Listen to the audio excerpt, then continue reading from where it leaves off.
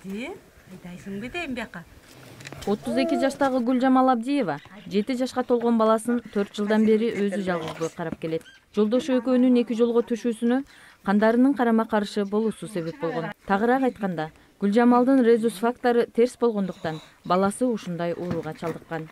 Бишкек шаарына барып буга чейин лечение кылып келебиз. Баткенде ушул тармакта атайын адис жок болгондуктан мүмкүнчүлүгү чектелген балдардын энелери көпчүлүгү ошол тармакка аралашып, билим алып, аз да болсо өз балдарына туура кам көрүшүүдө. Нурила Жуманова медайым болгондуктан баласынын оорусун 15 күндүгүндө байкап, Бишкек шаарына дарыланууга алып барган. Бишкекке барып массаж алып жүргөнмүн 2017-2018 жылдары. Анан өзүм фельдшер акушерка болгондуктан ошол өзүм эле барып келиштен кыйналып, анан өзүм ошо курска окуп, лечебный физкультура менен детский массажга окуп, анан өзүм баламды лечение кылып, массаж кылып, өзүм жакшы кылып алдым. Анан карасам муктаж аябай көп, анан иштегенге туура келди. Баткен шаарынын мэриясынын алдындагы Нур балдарды калыптандыруу борбору 2008 жылы эл аралык уюмдардын биринин колдоосу менен түзүлгөн. 2010 жылы долбоор бүткөнүнө байланыштуу Баткен мэриясынын кармагына өткөн. Ачылгандан бери борбордон 160тан ашуун бала тарбияланып кеткен. Азыркы учурда каттоо боюнча 29 бала бар. Мекеме 30 гана балага жооп бере алат. Нур борборуна 3 жаштан 18 жашка чейинки балдар кабыл алынат. Күнүнө 15тен ашык балдар келишет.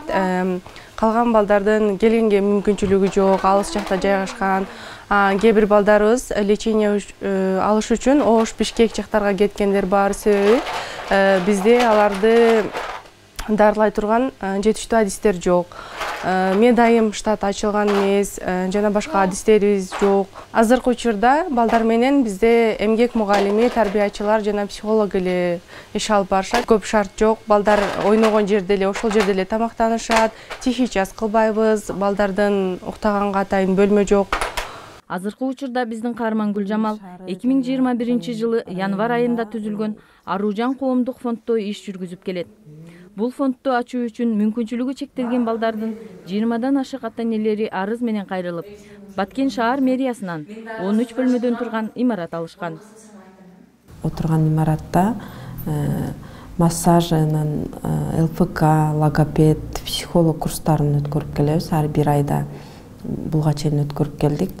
Логопед ошол специалисттер Баткен областында жок болгондуктан биз өзүбүз Бишкек шаарынан, Ош шаарынан чакырып лечение кылганга аргасызбыз. Жергиликтүү бийлик тарабынын айтымында Баткен облусунда мүмкүнчүлүгү чектелген балдар үчүн калыптандыруу борбору жана алардын саламаттыгына кам көрүүчү адистердин жетишсиздигин белгилейт. Ошол эле учурда жакында мамлекет алардын жөлөк пулдарынын 30%га жогорулашы алардын муктаждыктарын бир аз да болсо жеңилдетерин белгилейт. Бүгүнкү күндө Баткен областында 21170 ден соолугуна мүмкүнчүлүгү чектелген жарандар бар болсо, алардын ичинен 2791 бул 18 жашка чейинки ден соолугуна мүмкүнчүлүгү чектелген балдар болуп эсептелинет. Майыптыгы бар балдардын кайрылган арызынын негизинде жергиликтүү бийликтин резервдик фонддон материалдык жардам көргөзүлөт. Бирок бардык мүмкүнчүлүгү чектелген балдарга кам көрүүгө жетишпейт.